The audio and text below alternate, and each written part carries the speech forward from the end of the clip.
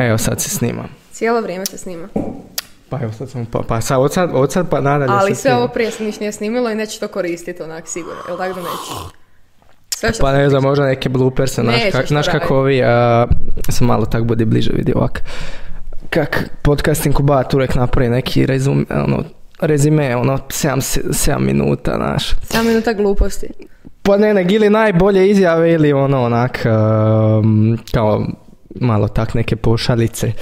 Sve u svemu, Nero, hvala ti lijepo što si mi došla večeras, baš si mi lijepa. Hvala ti lijepo, Petra Raškoviću. Ja ću malo trgnit kavice, malo sam ja sve na knap. Da, moram ti nešto pokazat. Čekaj. Jel ovo ono kao znam kako ću početi? Da. Pa jel znači da se ja furam na tebe? Ali nije više. Pa ne više. Takve cvike si imala. Imala sam do nedavno. Sad nisu više in. Ne, ali... A jesam ostario, majko. Ali baka rekla su grozne. Baka rekla su grozne i da su mi puno ljepše, tako da ne znam, to ćemo pitati baku, ali rekla sad ove ti puno puno su ti ženstvenije. Pa da, moda je ciklična, kući sad stari ljudi zapravo znaju bolje reći što je li in, što nije. Da. A de mi evo, rekao za gledatelje, pa reci nam par riječi, znači o sebi, ti si naša glazbenica, jel da? Osječka, zagrebačka. Ovo je najteže ikad za sročit nešto, to onaj kratki info ili bio o sebi. Pa ne znam, ja se volim nazvat kao osoba koja jako puno voli pjevati i koja uživa u glazbi, što je više i češće moguće. I evo, odnedavno sam se, ajmo reći, osnažila i odvažila da radim svoju samostalnu glazbu, koja je već neko vrijeme u glavi, ali evo sad i šira publika ima priliku čuti. I je li bio težak put? Jel možeš sad reći, recimo u ovom trenutku, ja sam uspio, znači zanima me to kod glazbenika, koji je trenutak kad on može reći ja sam sada uspio, jel postoji takav jedan trenutak ili je to jedna serija trenutaka kad postigneš maksimalno zadovoljstvo, kako gledaš na to recimo? Pa imam feeling da se afiniteti nekako mijenjaju cijelo vrijeme i da zapravo kako vrijeme odmiče imamo sve nekako veće zalogaje možda i onda kad dosegneš jedan cilj nekako automatski se javlja onaj drugi i sad reći da si uspio, šta je uspjeh uopće za bilo koga. Za mene može biti potpuno nešto drugo u odnosu na tebe recimo ili u odnosu na moju baku koju sam malo prije spomenula koja bi bila najsretnija da ja sad budem recimo novinarka. Mislim da je to njezina neostvarena želja što se tiče mene. Tako da uspjeh je vrlo relativan. Ja mogu reći da sam trenutno zadovoljna s onim kako ovo sve skupa ide, a ide polako, ali koliko mogu reći sigurno, ja bih rekla da. Tako da dok ide nekako prirodno, normalno je. Kad se dogodi nekakav prevelik skok, onda ću se malo uplašiti. Vjerojatno onda neću biti sigurna u iduće korake. Da, a koliko onda su recimo u tvom, zapravo još da malo uputimo gledatelje na tebe, naime sad si u solo karijeri, još si ti u raznim projektima, jel tako? Mm-hmm. Ali vjerojatno te i mnogi znaju tvoje lice po tome da si bila u spotu Krankšvestera, dakle pjesma se zove Retardirana. Pa evo, malo mi reci kako je to bilo, znači... Moram ispraviti ovo u spotu, jer će ljudi pomisliti da sam glumila u spotu, ja sam pjevala tu pjesmu, dakle to je biti suradnja sa Krankšvesterom na čitavom albumu na neki način, odnosno na 3 pjesme. Koje su svaka za sebe potpuno različite, ali imaju nekakvu zajedničku konotaciju da nisu onaj najžešći, najvulgarniji Krankšvester koji se može čuti. Kako je došlo do suradnje, vrlo spontano, kao i svaka suradnja koju sam ostvarila, zapravo mi se javio Davor Miletić, odnosno poznati kao Triki. Kao preko Fejsa. Da, preko Fejsa mi se doslovno javio, ja nisam imala pojma ko je Davor Miletić, evo najiskrenije. Javio mi se dakle sa svog privatnog profila i pitao me jel bih htjela sudjelovati na njihovom albumu. Ja nisam imala pojma o kome je riječ i zamolila sam ga da mi baci na mail materijal da ja to preslušam, da ja vidim šta to je. Da. I onda kada sam čula, imala sam što čut i naravno uz nekakve minimalne korekcije, odnosno nekakve svoje želje koje sam ja imala, a to je da ne bude HC, jer nisam HC i ne osjećam se ugodno u nekim momentima i vjerojatno se ne bi osjećala ugodno da neke od pjesama Kranjšvestera izvodim, jer naprosto ne odgovaraju mom senzibilitetu. A recimo ove 3 na kojima jesam se baš mogu naći, zapravo mi ih je super pjevat na live nastupima i osjetim svoj doprinos tamo. Dakle, ne bih rekla čak da je Kranjšvester nekako utjecao na mene, nego baš suprotno da sam ja nešto donijela u to. I drago mi je zbog toga, tim više što su dečki super i što su znatno drugačiji na nekim osobnim nivoima u odnosu na ono kako ih ljudi možda znaju kroz njihov rad. Tako da imamo onak 2 frenda nova koji su super likovi. Da, a šta misliš zašto su se tebi javili? To bi trebao njih ugostiti i pitati, to sigurno, jer nemam pojma iskreno, ne znam na mislim onda si se iznenadila. Jesam, jako sam se iznenadila, nisam to uopće očekivala, jer ja u principu jesam lik koji voli hip-hop i poslušat ću dobar hip-hop i da pače, volim suradnje ili kolaboracije, ako ćemo ih tak zvat. I htjela bih imati što više, pa se tako zapravo nalazim i na Vanjinoj stvari, Kulenove seke, Vanja i National Funk, a bit će ih još na Vanjinom albumu koji će, nadam se, uskoro objaviti, ako govori već o tom albumu predugo, ali toliko smo dobri frendovi da ga već čuškam po glavi, da to ubrza malo s tim, jer stvarno album sam čeka na upload, ali da, volim hip-hop, tako da me s te strane nije iznenadilo, a više sama pozadina Kranjšvestera kao takva i to čime se bave i po čemu su poznati i kao otkud ja u toj priči, ali ispalo čisto ok. Da, i ono što sam se htio pitati, jesi ti imala tu jednu točku u karijeri u kojoj si kao morala proći neku katarzu u smislu da shvatiš, znači ovim pristupom ne ide ili ovim stilom ne ide, znači ja moram odlučiti se u jednom trenutku da ću se ne nužno pomodnit, nego kako kažem katarzu, dakle proći da shvatim ako želim nastaviti u glazbenoj karijeri, ja moram ići jednim putem i to će me onda ujedno i zadovoljavati, znači to neću smatrati da sam se prodao. Mm-hmm. Kako općenito gledaš na to kod glazbenika? Recimo, evo, kod nas u Hrvatskoj sad u tim podzemnoj sceni često se govori, ne znam, ima tih kojekakih rock bendova i sad, ne znam, počne svirat pop rock ili tak nešto, a i kaže, on se prodao. Jel ti smatraš da se on prodao ili je to zapravo racionalno, jer takve su prilike danas da čovjek ne može kako se kaže, gurati mak na konac ili evo, dakle, malo mi reci šta misliš o tom u Hrvatskoj, Nemam pojma, ovak sad kad iz svoje perspektive gledam, nekakav stil i izričaj koji sam stvorila ili koji slijedim nekako, nije bio uvjetovan nekakvim pretjeranim razmišljanjima i sjedenjima onak za stolom, znaš, litre kave i do ujutro sad ja radim Excel tablicu šta je moj stil pa spajam nego jednostavno sam prije svega strastveni slušač glazbe. Dakle, ja glazbu jako puno, često i u nenormalnim količinama konzumiram i onda nekako kroz sve to skupa se javio nekakav prirodni izričaj koji ja onda slijedim. A što se tiče ovih prodao se, nije se prodao, danas reći što je pop glazba je užasno teško, barem meni. Jer danas je sve pop glazba, na neki način. Ali sve je vrlo, vrlo dostupno svima, sve ima nekakvu notu nečega drugoga i nemamo nekako jasne žanrove kao možda prije 30, 40 ili 50 godina kad si mogao jasno ocijeniti nekakve sljedbenike nekog stila i sve je bilo vrlo određenije nego danas. Danas uz internet i socijalne mreže koje nas sve nekako povežu, možemo dobiti utjecaj sa svih strana i onda dobijemo nekakav mashup nečega svega, tako da sad nekog upirati prstom i reći da se prodao, apsolutno ne bi rekla. Evo, spomenuo si Frana Traubera kojeg znam zapravo 10 godina i poznajem ga kao rock gitarista. I onda odjednom dobije poziv u band koji se bavi hip-hop funkom i razvali tamo. Zašto bi se on ustručavao svirati vrhunski gitaru i doprinijeti svojim sviranjem u takvom sastavu, a možda nužno doma to neće slušati. Dakle, neće možda odvaliti na, ne znam,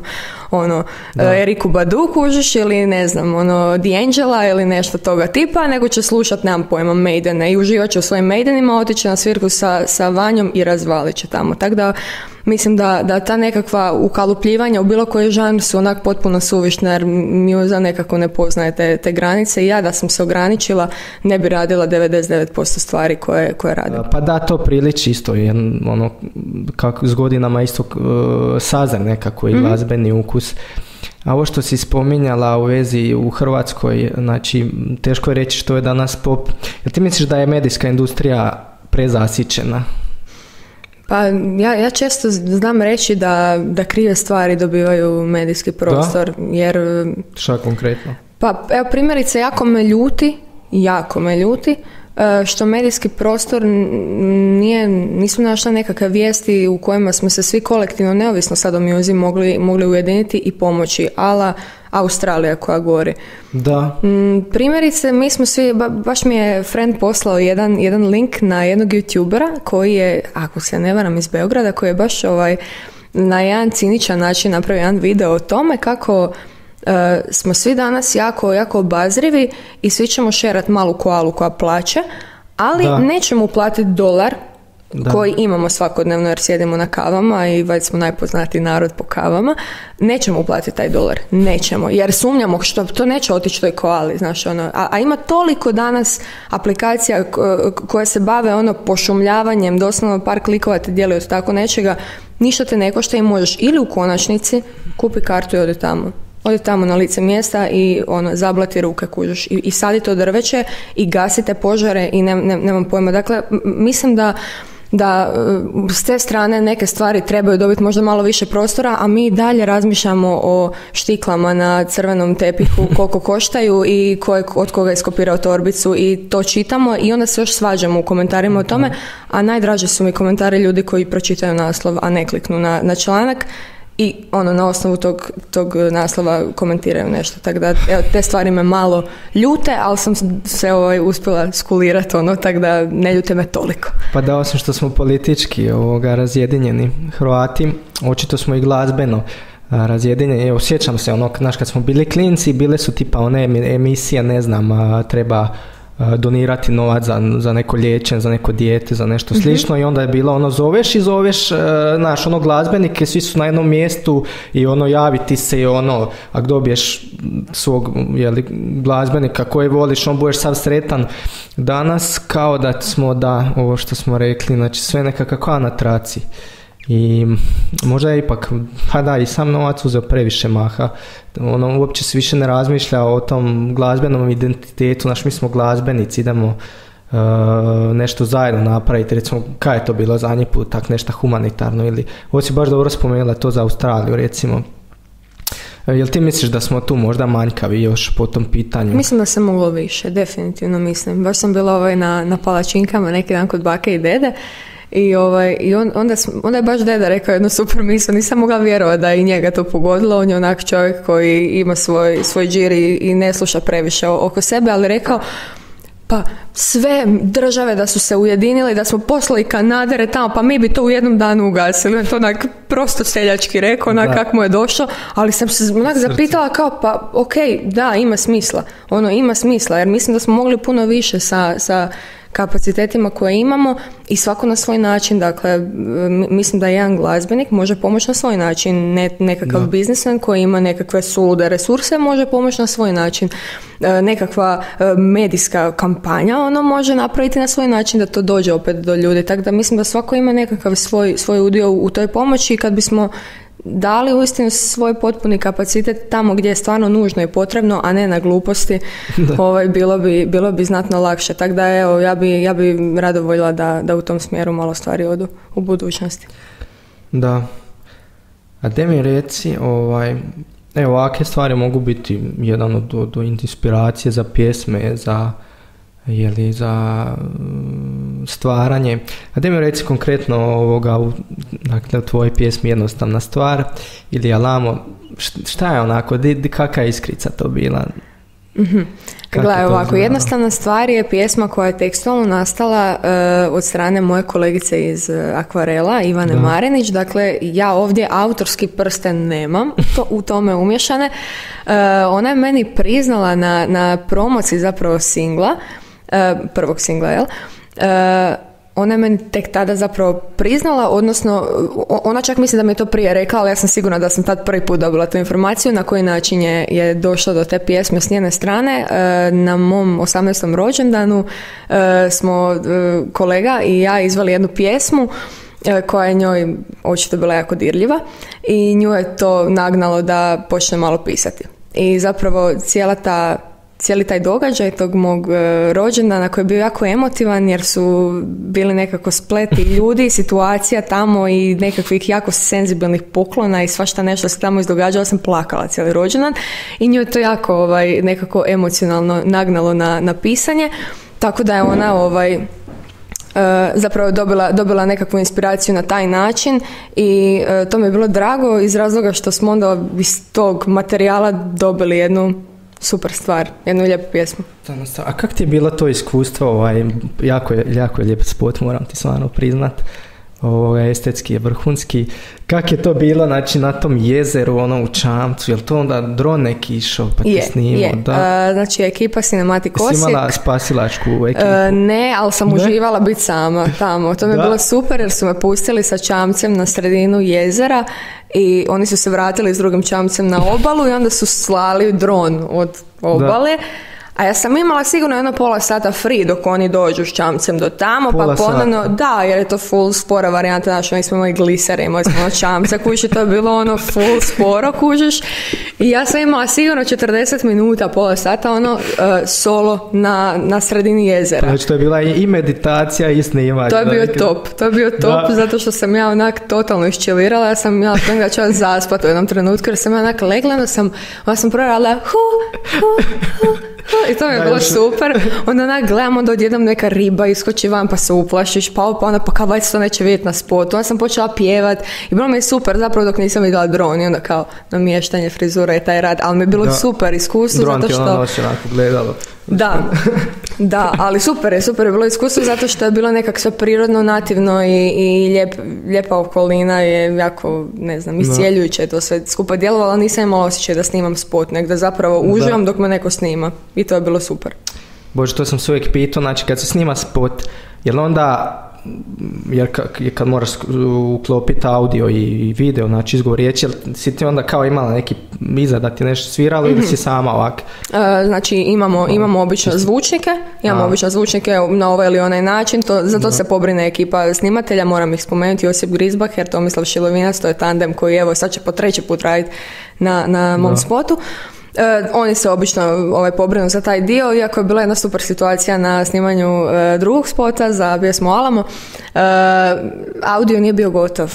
Dakle, ja nisam imala pjesmu, ali se spot snimao. Pa to je najdebilnija situacija koja ti se može dogoditi. I onda ti zapravo, recimo, snimaš spot i ako prebrzo nisi imala audio, jel da? Nisam imala konačni audio, znači ja sam imala sve snimljeno, sve je bilo snimljeno, kužeš, ali moj lead vokal nije bio onaj koji će biti konačni, dakle bio je samo nekakav info. Ali tempo je bitan. Tempo je bio taj. Tako je, tempo je tu i znači nekakav info vokal je postojao, ali nije bio taj konačni. I bilo je dovoljno da ja jednu frazu izmijenim u konačnom leadu da se to lip-syncano ne poklapa sa spotom. Tako da je to bilo challenging. Zato sam i pitao da. Pa stresan je taj onda biznis glazbenik. Ti si znači full time glazbenica. Jesam, da. Meni je to prezanimljivo jer kad gledaš, evo, neko ide na posao u ured, neko na faks i vidiš, den malo nam reci kako je taj lifestyle živjeti. Pa to je totalno nešto drugo. Mislim, ja sam unazad 1.5 godina u ovom lifestyle. Dakle, ja sam isto krenula nekakvim normalnim putem. Prije svega ja sam i dalje vrlo mlada. Da, znači ja imam i dalje 21 godinu. Ja sam upisala fakultet i krenula sam tim nekim normalnim slijedom, kao idem ujutro na faks, i onda moja odluka da ja taj faks stavim na jedno čekanje, na jedno izvjesno vrijeme, je bila zapravo strašna za moje roditelje, obitelji i tako. Kako je to izgledalo, taj znači prijelaz? Baš je to roditelji, puno mozganja. Jesu bili podrška? Jesu, bez daljnjeg. Dakle, ti radi ono kako ti misliš i kako ti osjećaš. To je bio nekakav savjet. Dakle, nisam imala nikakav push, ali sam vidjela vidnu razočaranost jer je bilo ono kao kako nakon jer ja sam... Sve što smo uložili za to. Ma ne čak ni to, nek sam bila uvijek klinka koja je forsirala nekakav 5-0 i ja sam uvijek bila taj lik koji je brijao zapravo na školu, i samo učenje i super je u školi, daj mi 5 i plaćam ako mi se zaključi 4, ta fora, i onda se od mene očekivalo jako puno u tom nekom intelektualnom smjeru, i onda kada sam ja tu psihologiju stavila na nekakvu pauzu je zapravo to bio jedan šok za familiju, ali nekako je to sve skupa rezultat puno mozganja i vaganja što ja to zapravo želim i šta je to zapravo moj nekakav zov iznutra i moje nekakvo balansiranje unutra. I imala sam, znaš kad imaš grč u želucu zbog nečega, nemaš pojma zbog čega, i onda se posjedneš sam sebe i šta ti sad tu neštima u tvom dnevnom rasporedu? Aha, dakle da nisam na tom faksu od 8 do 1, 2, ja bi recimo sjedila za klavirom i skladala, pisala bi, učila bi teoriju, pjevala bi, imala bi 3 benda, ne 1, to jedva, znaš a sve te stvari su bile ono što ja zapravo želim, čemu ja stremim i što me ispunjava i čini ovakvom kakva jesam sada. Tako da je to bio jako zeznut korak, pogotovo u današnje vrijeme kad se nekako kolektivna svijest usmjerila na to da je fakultet jako bitan. Ako nemaš fakultet, nisi niko i ništa, pogotovo s gimnazijom kao ja. Ja sam završila jezičnu gimnaziju i šta si ti sad, pa ništa. Tako da kad imaš taj jedan kad te društvene konvencije to tako pritisnu, onda da je to tako, onda se osjećaš čak i malo manje vrijedno. Nerijetko mi se to dogodi da sam nekako u društvu među svojim frendicama koji su sad već 3. 4. godina i kao gledaš, oni nekako završavaju još jednu etapu u životu, a ja sam tu negdje. I to te zna nekad pokolebat, kao je li to bila ispravna odluka, ali onda se brzo sjetim onog dana kad sam sjedila i mozgala i zašto sam to napravila i onda nekako opet sve dobije smisao. Iako moram reći da bi jako voljela studirati bez daljnjega, ali glazbu. Dakle, ne ovo čime sam krenula, nego muziku, i ako se sve posloži kako bi htjela, to bi se moglo dogoditi. Tako da neću puno pričati o tome, nego nekako ću usmjeriti rad ka tome da se to i ostvari. Da, recimo ova muzička akademija, je li ona nudi ovoga? Ona nudi puno, ali ne nudi onaj smjer koji mene interesira, to je taj nekakav soul, funk, jazz i slično. Dakle, mene vrlo zanimaju nekakvi jazz konzervatoriji koji su malo dalje odavde, a to su nekakve druge zemlje, ala Nizozemska, Austrija, Njemačka i slično. Jel misliš da bi trebali više se truditi pronalaziti ukus recimo u tim smjerovima, znači jazz, funk, jer ja isto smatram da je to mi je kao odlazak u kazalište, ne znam, znači to kad gledaš, kad je krenula ta sama glazba, u Americi to se strašno širilo, ne znam, ideš u neki ko u filmovima elegantni klub, svira ti jazz, kužiš. Jel misliš da bi trebali poraditi na tom malo da više, jer rekla si išla bi van, zato što nemaš ovdje. Tako je, da, nemam recimo ovdje priliku studirati to, tako da definitivno da. Jel kriviš Hrvate zbog toga? Ma ne krivim nikog. Ja stvarno ne zamjeram. Ja nemam problem s tim upiranje prstom, neko drugi mi je kriv za nešto. Ne, mislim da čovjek može napraviti upravo onakvu situaciju kako se može zamisliti. U kojem god trenutku želi, u kojoj god okolini želi, mislim da jednostavno ako imaš taj nekakav drive unutra i snažnu auru koja ispoljuje to nešto, da će se stvari posložiti baš onako kako trebaju za tebe. Tako da ne bi ja nikoga i ništa krivila za nekakve svoje neuspjehe eventualno u konačnici ili slično. Sad, jel bismo mi trebali kao narod slušati više ovo ili ono, to su opet onak neka pitanja koja, znaš, sad kak da ja, mala curica od 27 godina, tako što kažem, prevelika mi je to izjava za izjaviti, jel? Ne bi to na taj način rekla. Mogu reći da mi je žao što nemamo više klubova, evo konkretno tu u Zagrebu, koji nude tako što, iako bez daljnjeg ima ih. Dakle, svaki ponedjeljak ako odeš u KCM, ti ćeš imati super jam, gdje ćeš vidjeti super muzičare koji sviraju super glazbu i s njima ćeš se podružiti i dobiti super iskustva, jer ja bi sad grešila kad bi rekla da u Hrvatskoj nema izvrsnih jazz muzičara koji su otišli negdje, skupili znanje, imali nekakav talent neosporan i kad su ga skombali sa satima vježbanja i izoštravanja tog samog talenta, onda kad imaš takve ljude pored sebe, onda nekako ti se vrati nada kao pa možda ipak ima smisla tu nešto raditi. Tako da mislim da sam ja svojom karijerom koja je nekako započela prošle godine u ovo neko vrijeme, u 3. mjesecu zapravo, dala do znanja da vjerujem u ovo, jer da ne vjerujem da tako što može ovdje, vjerojatno ne bi krenula tim putem ovdje, nego bi otišla negdje van i počela s tim negdje dalje. A mislim da moja djela nekako samo za sebe govore, da ja ipak vjerujem da ovdje ima ljudi koji žele čuti nešto toga tipa. Pa lijepo od tebe baš da. Ali znaš možda tak nekog da je bio prisiljen otići van u to zbog, dakle da se bavi glazbom i da nije mogao ispuniti svoje pa znam nekakve potrebe. Pa u biti znam nekakve kolege sa jel to gledaš kao na ovu situaciju kad mladi idu u Irsku? Znači, trbukom za kruhom. Znači, pa skoro da. Jel to je ista paradigma? Znači, u glazbenoj industriji, ja moram van i je li kao neki jedan radnik ili... Da, skoro da, znaš, iako ovo je nekako zadovoljavanje onih bazičnih potreba, tipa stvarno nemam za režije, stvarno nemam za jest, jel, pa moram otići negdje dalje jer ovdje nemam ni taj minimum, a ovo je već nekakav luksus, u smislu, ovisi opet koju konotaciju glazba ima u tvom životu, naravno, ako je to tvoja profesija i ti isfuravaš nekakav autorski rad, onda je neminovno da grebeš da taj rad plasiraš negdje gdje će on dobiti feedback, gdje će biti ljudi koji će to i slušati. Tako da možda nije u potpunosti onako slično nije možda dobro povući direktnu paralelu, ali možemo reći da je slično. Da. A kako se nosiš sa hejterima? Ima hejtera? Pa ja iskreno, ovo sad tako glupo zvuči, ali ja nikad nisam dobila nekakav apel ružni, neki ružni komentar, da sam čak i čula od nekoga, ljudi pričaju svašta, Osijek iz kojeg smo oboje je mali grad i stvarno čuješ sve, i šta želiš i šta ne želiš čuti, sve je tu nekako, ali sam se jako spontano okružila, pogotovo u zadnjih 1-2 dana, s ljudima koji su uistinu nekako slično orijentirani kao ja, i onda uopće se ne potežu te neke teme koje te onak malo smaraju, znaš, one stvari koje uopće ne želiš čuti. Tako da ja stvarno nisam imala nijedno negativno iskustvo. Znam ljude kojima se recimo ne sviđa ono što ja radim muzički.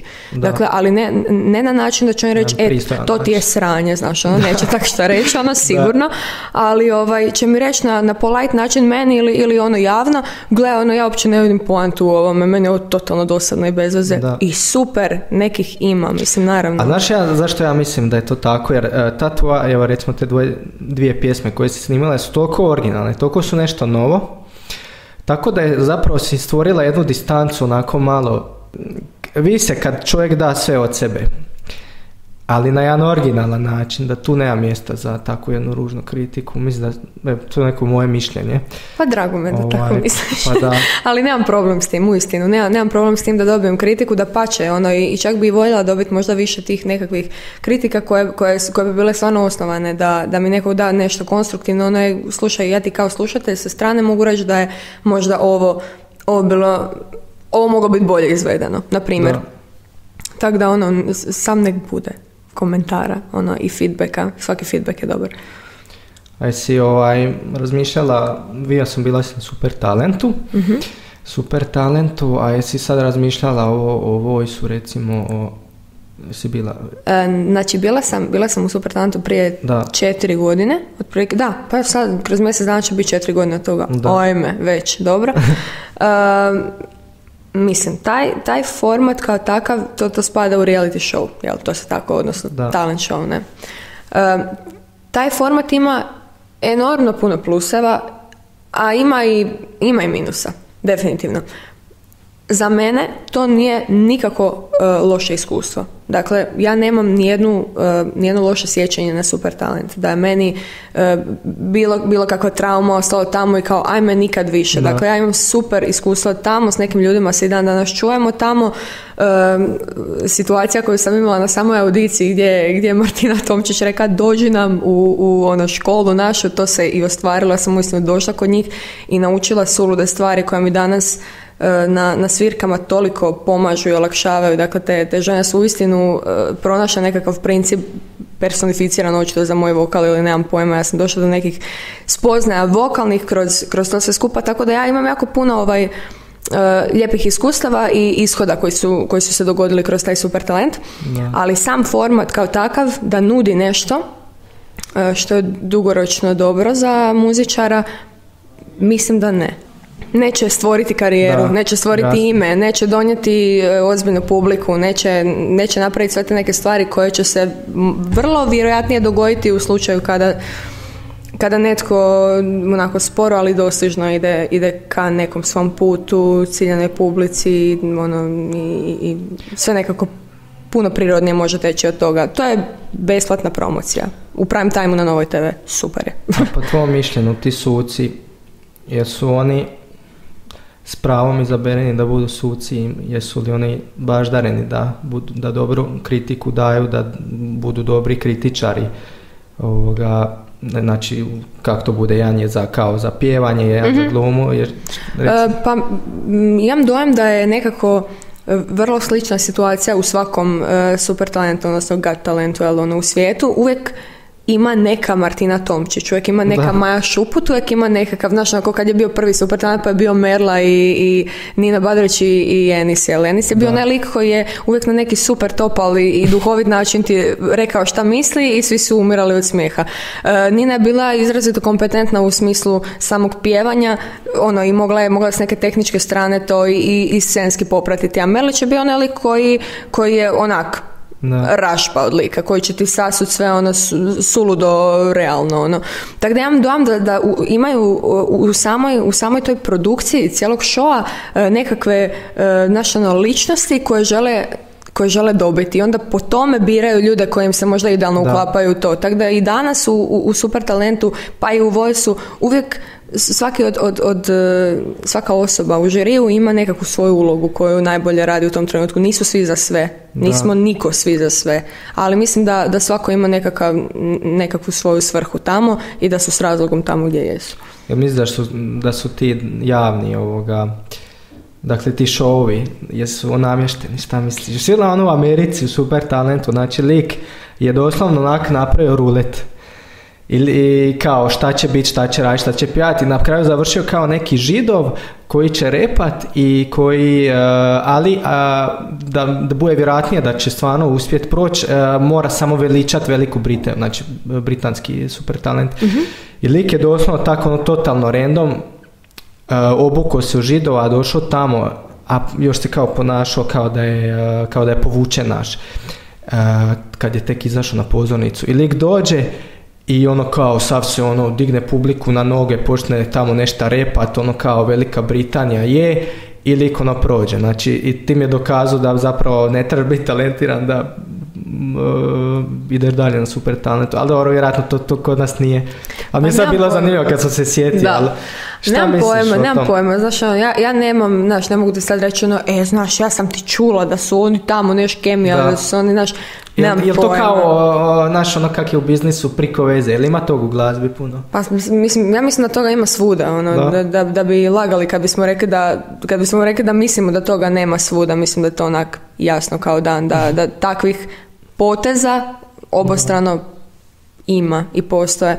Ali znaš, sad u mom slučaju recimo super talenta ja nisam stremila pobjedi. Znaš, a meni nije primarni cilj bio pobjeda, pa se nisam baš ni opterećivala time tko će onda pobijediti, znaš, i ako je pobjedio, je li to sad namješteno, nekako mi to nije igralo ulogu. Meni je bilo sam super da sam natjerala da jako puno ljudi u prime time u nedjelju u 8 sati sluša At Last, odnosno Etta James. Meni je to bilo dovoljno. Svi ste sad, ako nije čuo taj hit, sad ste ga čuli, i drago mi je da jeste, jer je stvar mrak. Tako da meni je to bilo za početak sasvim dovoljno i to je bio neki cilj koji smo mi ispunili. Moram spomenuti, Tomislav Jamrešić me pratio na klavijaturama, pričamo o super talentu kao da sam sama bila. Dakle, bila sam u duo formi, nisam bila sama, tako da, evo. Da, recimo da možeš sad birati s kim bi mogla surađivati od glazbenika, ko bi to bio? Previše glazbenika, ja znam o tom razmišljati, ovako vozim se u autu i onda slušam neku pjesmu, od nekoga, jedan od CD-ova, ja nisam lik koji sluša baš radio, imam uglavnom CD-ove jer vozim Clio malog, nemam USB i te fore, onda sam CD-ovi i to ne svi, mora biti original. A baš je original. Baš je old school, ali kuć mora biti original CD. I onda od kak sam u Croatia Recordsu, na svakom domjenku dobiješ neke CD-ove i onda sam preslušala kuć to mi super dođe jer moraju biti original jer je Clio. I onda slušam tako i onda kao, ajme, ova stvar mi je super, pa baš bih htjela tak nešto snimiti s tom osobom. Naprimjer, Dvornik da je živ, bila bi neizmjerno sretna da mogu takvu jednu suradnju ostvariti jer je blizu meni nekako senzibilitetom i pravim prekršaj u prometu kad slušam. Nemam pojma, Mangrove, svakako band koji onako obožavam. Mangrove je zapravo band u kojem autorski djeluju Željka Veverec i Toni, njezin suprug.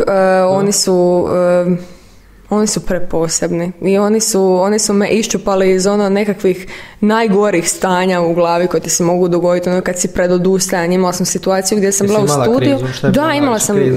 Imala sam situaciju u studiju gdje ne sviđa mi se kako to pjevam, ne sviđa mi se kako to zvuči.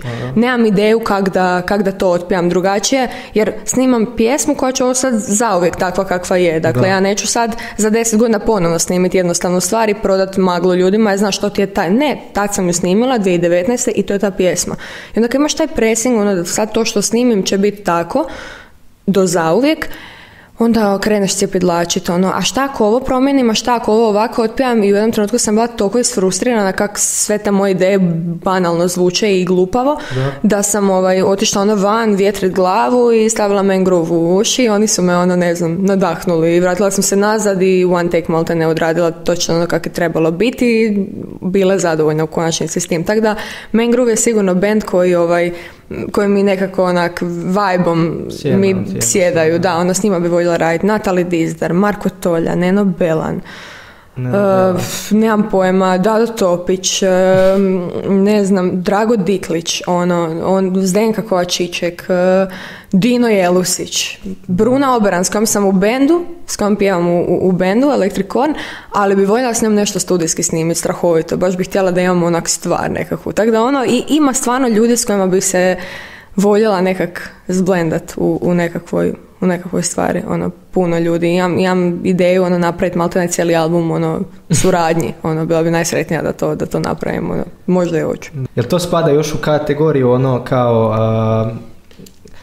kao kad dijete mašta, znači u tu kategoriju, ili misliš da je to zapravo ostvarivo, recimo takva jedna suradnja? Pa mislim da su te stvari i suradnje ostvarive onoliko koliko i ti ljudi osjete nešto što ja osjetim za tu pjesmu. Mislim da kada je pjesma dobra za obje strane i kada svako može doprinijeti na svoj način, suosjećati s tom pjesmom na bilo kojoj razini, muzički, tekstualno, i dati nešto svoje i primiti nešto od osobe preko puta sebe, mislim da onda suradnja može biti izvrsna. Jer nerijetko se dogodilo da je nekakvo veliko ime ugostilo na svojoj pjesmi nekakvo malo ime, nekakvog maltene fana.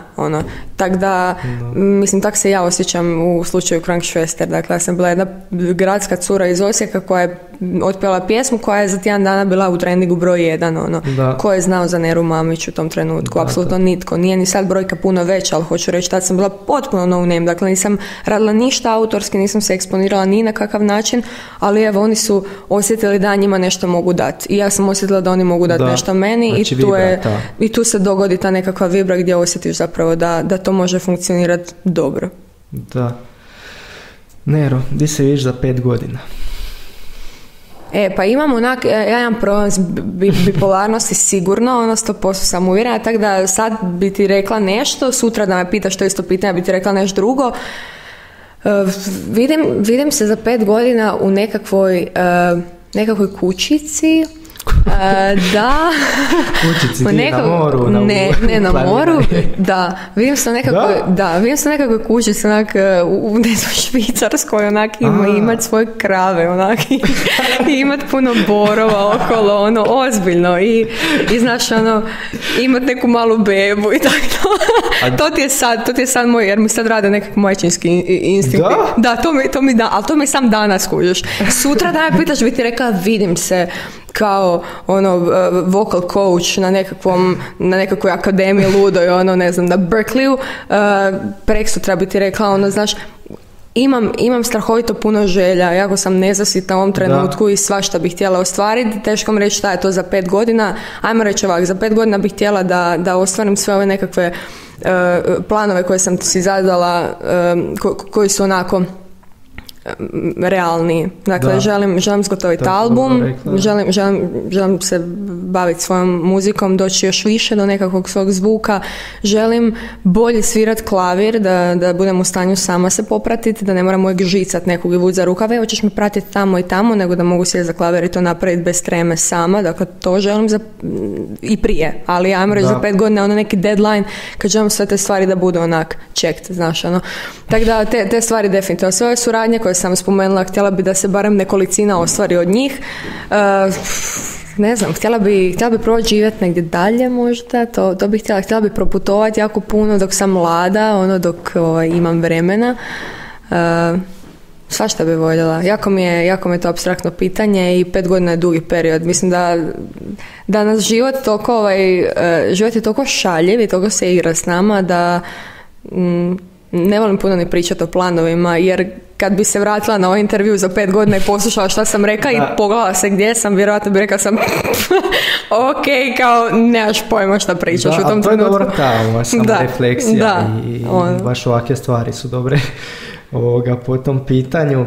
A kak se nosiš sa zagrijanim obožavateljima? Nemam zagrijano obožavatelja. Nema. Ali lažem, imam par situacija. Tipa dođeš ti neki lik poslije svirke, baš si bila dobra svirka. Znate, nisam taj vamp ženska koju pohotno gledaju muškarci. Ja obično, imala sam jednu super situaciju nedavno, bila sam u Exitu, u Osijeku. Da. I neću sad uopće koristiti imena jer će biti neugodno svima, ali uglavnom bila sam s frendom, sjedili smo na kavi i jedan dečko je radio nekakav art na zidu, dakle sa sprejevima, jel? I friend s kojim sam sjedila je rekao, pa kao, znaš da imaš foru da možeš vidjeti koliko se ljudi zove kao što se ti zoveš, koliko ljudi ima slično prezime kao ti, isto prezime kao ti, znaš, možeš imaš točno statistički podatak u Hrvatskoj koliko ima takvih ljudi. Da. I ja sad kažem, pa ja nemam pojma, ja ne znam nikoga osobno ko se preziva Mamić, osobno. Dakle, ne znam nikoga, znam partnera, ok, rekla sam osobno, ne znam čovjeka osobno, ali znaš, znam partnera, ali ne znam, znaš, i sad taj dečko je rekao kao, pa ima ona Nera Mamić, znaš. I sad ja mislim da me tip cima, znaš, ja ga ne znam, ali on je vjerojatno skužio, znaš, ja sam tamo stvarno domaća u Exitu i stalno sam tamo i pomislim na to. Ja kažem, a de ona što nema pojma pjevat, znaš, I on kao, pa ona pjevačica kao, i sad moj friend kaže, pa to ti je Nera, jel? I on kao, šta? Jer ja uistinu, onaj moj nekakav look koji imam recimo u spotu i slično i onaj look u kojem me zatekneš na kavi su dva prototipa, dakle nemaju veze. Ja uopće nisam onaj kao ženstveni lik kojeg će muškarci onak snajpati. Kad je lik skužila sam to, ja baš jako razočarao, vidjela sam mu na licu kao, ti si ta, joj grozno. Ali dobro, kao okej. Tako da znaš... te prepoznaju lagano ljudi. A bilo je par situacija, recimo... Fora je osjećaj. A fora je, znaš, najčešće je bilo recimo nakon Krankšvestera, nakon koncerta, kad ljudi povežu, znaš, kad siđem s bine, onda zna biti i najviše zapravo fanova nekakvih, odnosno ljudi koji su htjeli se uslikati ili me htjeli nešto pitati, pričati sa mnom, su došli iz te branše. Da. Što se tiče mojih pjesama, bilo je par dječice koji su htjeli popričati, to mi je bilo osobito drago, to mi je bilo baš slatko jer sam baš slaba na klince, i kad su oni povezuju, mama, to ona sa CMC-a, na primjer, znaš, to mi je bilo slatko, to mi je bilo baš lijepo, ali ovak inače da je sad ta neka varijanta, najčešće je zapravo kad se slikam s ljudima, a da pritom vjerojatno nemaju pojma tko sam, je nakon koncerta sa bandom Electric Corn, to je moja požeška obitelj doslovno, znači band gdje nas je 11,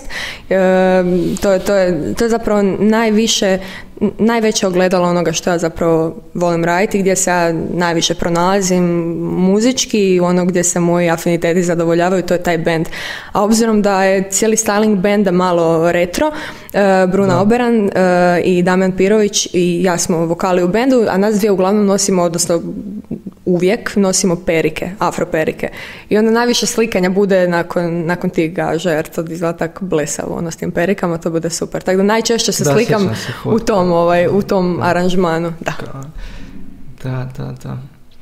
Ništa, ja mislim da nam je ostalo par brzih pitanja za kraj, budući da se bližimo kraju. Dobro.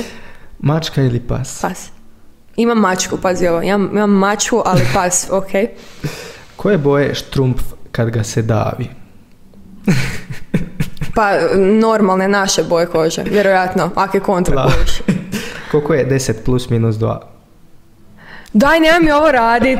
Moram imati 10 plus minus 2 je 8. Bravo. I zadnje pitanje. Evo, moramo... Još uvijek sam na 10 plus minus 2 provjeravam jer sam se Dobro. Moramo naglasiti da si ti naša prva gošća i zato nam je jako drago zbog toga. I evo, kako ti se sviđa ovaj naš studio. Rekla sam ti to odmah na početku, super mi je ambijent, malo me baca na tajni desk zbog knjiga i knjižnice i vajba i drago mi je da sam prva, jer znam što znači baviti se ovim poslom, s tvoje strane, ali biti iza mikrofona na ovaj način. Nije jednostavno i ovim putem čestitam cijeloj ekipi što se odvažila ovako nešto raditi. Baš mi je drago da ste se odlučili za mene kao prvu gošću, jer se zapravo i privatno znamo. Pa mislim cijeli život kroz nekako Donji grad i tu varijantu. Nero, hvala ti lijepo što si došla. Hvala vam. Ugodan mi je bio razgovor i želim ti puno uspjeha u svim tvojim planovima i svirkama i studijima i da, puno sreće ti želim i možda se vidimo još jednom, znaš kako podcastima često zovu ljude još jednom. Za jedno 5 godina, kao gdje se vidiš za 5 godina, evo tu, kao ok, dobro, hvala. Tako da hvala ti. Hvala vama.